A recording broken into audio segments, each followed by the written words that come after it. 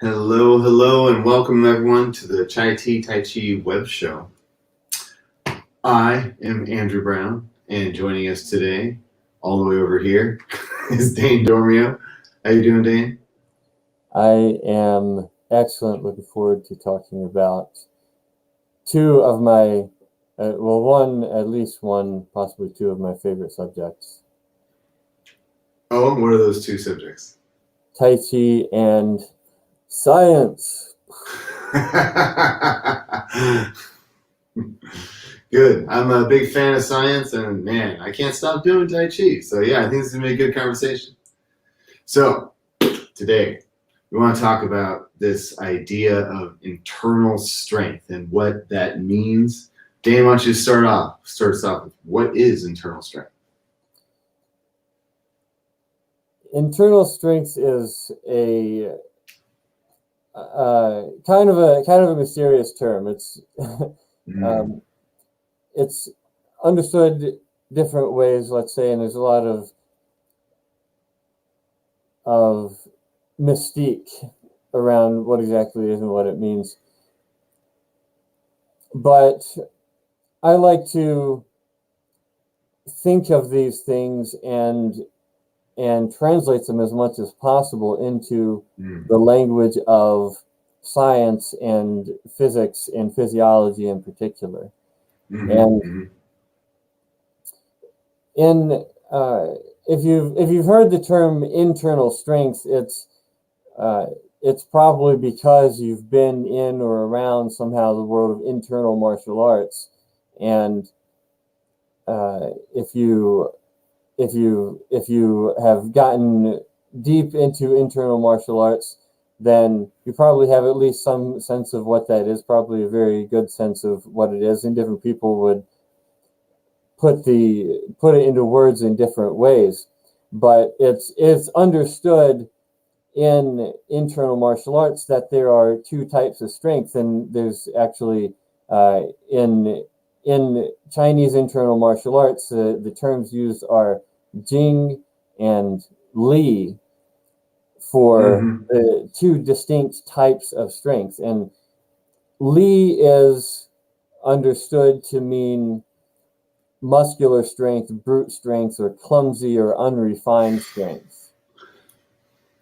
And Jing is understood to mean refined strengths or graceful strengths. And this is essentially what is meant by internal martial arts, or internal strength, is this type of refined or graceful or efficient strength. So it's understood in internal martial arts that there's a difference, that there's kind of two ways to move, if you will. And it's one thing to understand this intellectually and to even understand the distinction intellectually. It's another thing to experience it and to understand it kinesthetically, to understand it somatically, to be able to experience and exhibit it yourself. And that's really something that best comes through direct physical contact. But the contact is important. It's in order to get it kinesthetically, it's pretty much necessary. But to understand it intellectually, so in other words, you're not going to get it from hearing about it, thinking about it, watching a video. You're not going to get it physically, but understanding the concepts, understanding the principles are still helpful. So basically, the way that I like to describe the distinction between internal strength and external strength, or ordinary strength, is external strength is using the body as a mechanical system of pulleys and levers powered by contraction of the muscles. Internal strength is a mode of movement where we are using the body as a hydrodynamic system that moves based on Pascal's principle, that moves through a system of hydraulic system of inflation and deflation, and expansion as well as contraction. Okay, so because the system is very fluidic and hydraulic based, like the heavy pressure and the light pressure, and they're pushing and pulling on each other, that's why there's the cushion in it. You don't need that stark, shocking muscular stop where you want to relax and use your structure and use the springiness of your joints to exude your power. Yeah, it would feel more like an inflated waterbed rather than a wooden pole or something like that. It's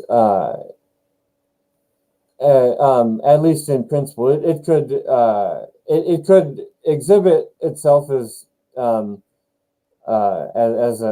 something very solid and rigid and strong like that, but the essence of internal power is that it's soft and fluid-like. In fact, the specific quality of fluidity, which consists of the subqualities of softness, springiness, softness, smoothness, and expansiveness, is one of the primary qualities of internal strength. So the first thing to understand is that it's a different mode of moving, and you kind of got to really upset somebody, show it to you to get it. Maybe you can play around and figure it out on your own. But it's a different mode of moving away using the muscles than we ordinarily do.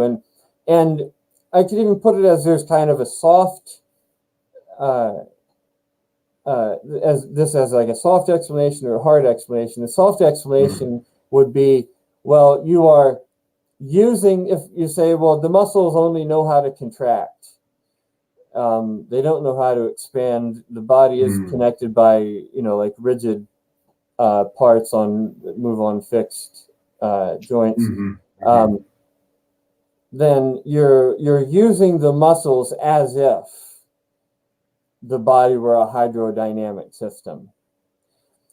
And that's good enough as a transitory understanding, if you will. But when you actually practice this, when you develop the sensitivity and you actually feel this, you can actually feel that it's actually a different mode of activation of the muscles, and you're actually activating the muscles in a different way, where it actually feels like the muscles are capable of expanding as well as contracting. It feels like inflating from within rather than pulling tension with rubber bands.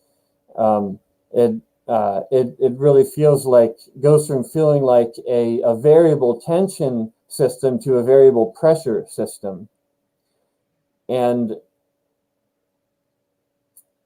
that's where I actually think, and some authors that I've come across also think that the muscles themselves are capable of activating in more than one way. In other words, it's not just that muscles can be tense or relaxed. There's a whole other dimension of activation that's like inflation or activation that the muscles are capable of exhibiting. So these are very cerebral theoretical concepts just to provide the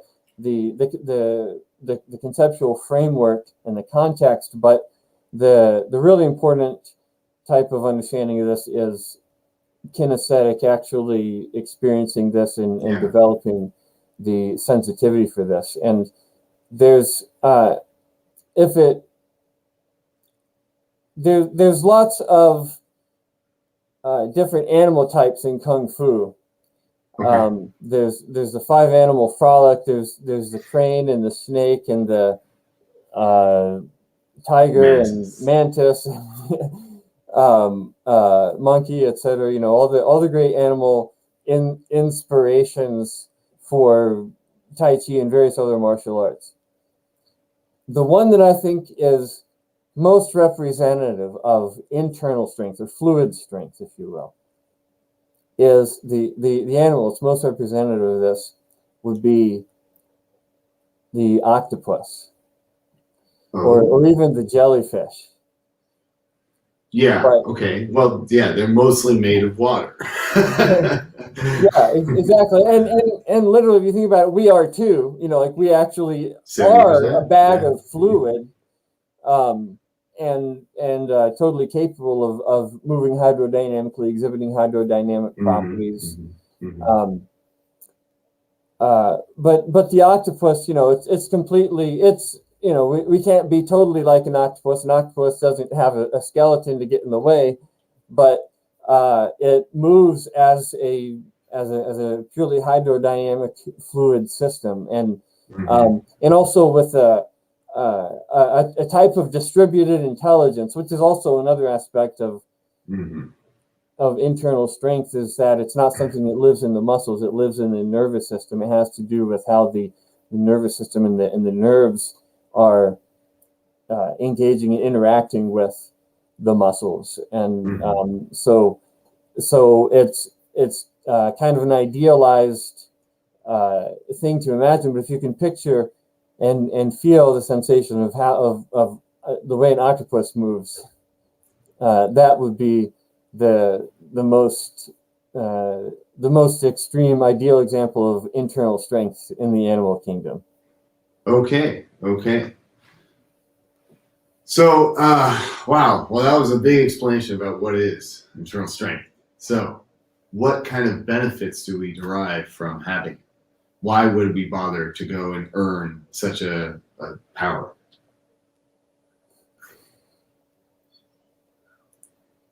Well, it can seem like it's a lot of, like, why bother to develop this? It's a lot of work. And it certainly is a discipline and a skill set that has to be developed. And it's the real benefit, though, is that it's not just something that can enhance your martial arts skills or your meditation skills or your fitness workouts. Although it certainly does and can enhance all of these things, but the quality of internal strength enhances overall quality of life in so many ways, in numerous ways, just in the physical dimensions of moving and getting about in the world, the different types of forces that we need to interact with, including the force of gravity, which is always with us, as well as getting up, getting down, lifting things, moving things, opening doors, interacting with other people, interacting with our equipment, our technology. Internal strength is functional strength. Internal strength is the quintessential type of functional strength, because it is movement optimized for mechanical and energetic efficiency, meaning maximal output for minimal input, meaning greatest effect for least effort. And I see what you mean. Yeah. In terms of martial arts, it's about avoiding strength versus strength, and instead of applying strength versus weakness. It's not about being the strongest in the world. It's about applying your strength versus weakness. But in terms of overall movement, it's about efficiency. It's about energy conservation. It's about conservation of momentum and minimal effort or least action principles of movement, getting the maximum result for the least amount of input, and at the same time minimizing wear and tear on the body and minimizing the chances of acute or long-term injury. Yeah, I know that flexibility and balance have a great deal to do with just your everyday health and comfort. So it's good to work out. It's good to sweat every day to expand your range of motion. Make sure that you're always comfortable wherever you are. Be able to relax, but also be able to tense up whenever you need that power and drive it up from the core, not from your arms. The internal power is from your center, not from the extremities. Yeah, it's unified and it's efficient. And what you also brought up a good point about the ability to relax, because if you can't fully relax, you can't fully exert, and if you don't fully exert, you can't fully relax. So this is the process to developing internal strength also has benefits in terms of overall reduction of stress and anxiety, improved ability to relax, which corresponds to improved sleep, improved creativity, improved energy, all of these things. So it's about being able to exert force at the right time, in the right amount. Exert force when you need to exert force, and be able to relax when you don't. Yeah, the perfect balanced amount. So how would we go about training and finding this strength? How would we exercise that strength and find a way there? The way to develop internal strength is by developing, first of all, as the foundation, the three regulations of body regulation, breath regulation, mind regulation. And body regulation primarily consists of relaxing, aligning, and balancing. Breath regulation primarily consists of observing and allowing the breath. And mind regulation primarily consists of present moment awareness or mindfulness and attention to physical sensation. Feel your body, feel your body, feel your body. Exercising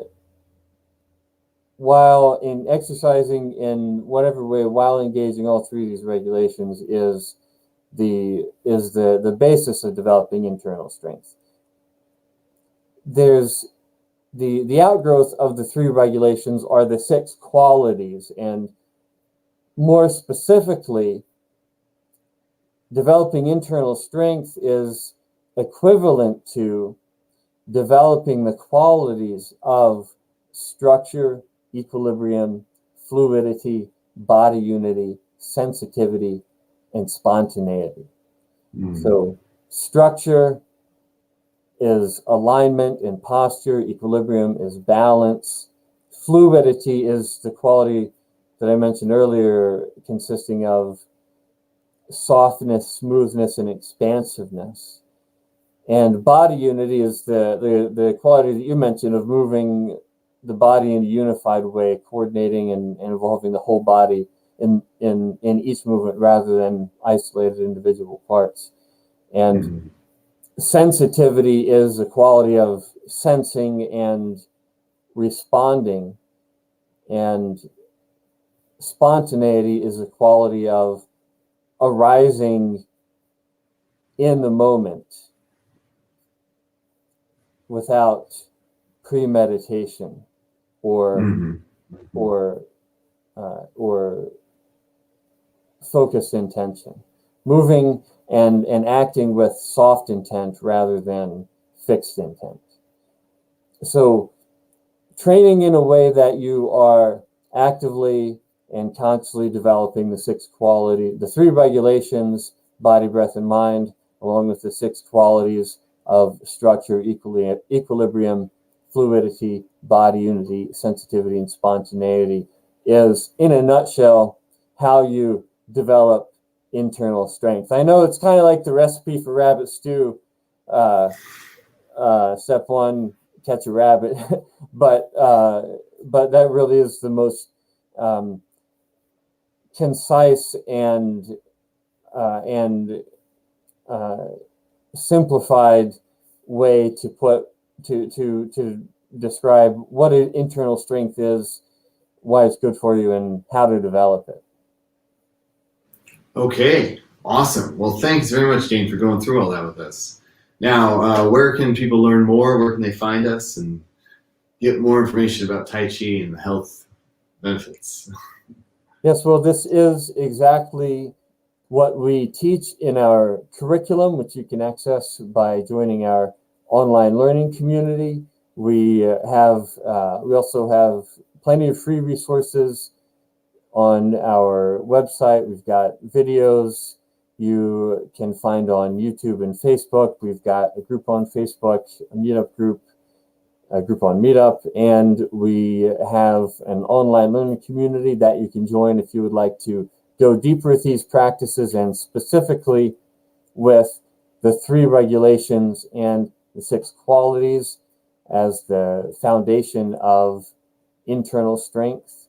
So you can find all that stuff on our website. You can reach out to us. We're happy to support you, and if you would like to go deeper with your practice.